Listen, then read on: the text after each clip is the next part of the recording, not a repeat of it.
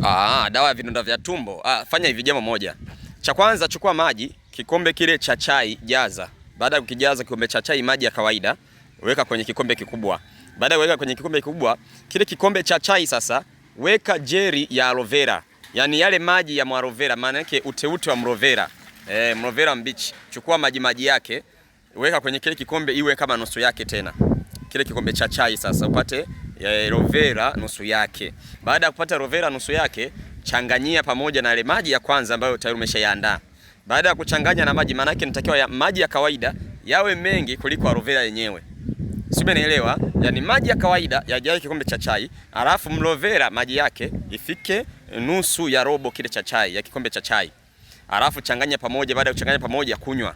Sasa hiyo fanya kila siku asubuhi na jioni. Kama unataka kupona vidonda vya tumbo na acid reflux, matatizo ya tumbo, kuuma, kunguruma, kujaa gesi, kuwaka moto, kuchoma kama miba, kutonesha upande mmoja, kupata kiungulia, kupata kichefuchefu, kukosa choo, kusahau sana, kupata hasira bila sababu za msingi, lakini pia na kukosa usingizi. Yani manake vidonda vya tumbo na athari zake na dalili zake.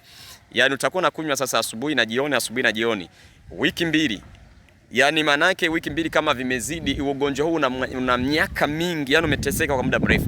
Lakini dozi wiki 1 tu waga inatosha. Wiki 1 kafanya kwa vitendo. Asante sana.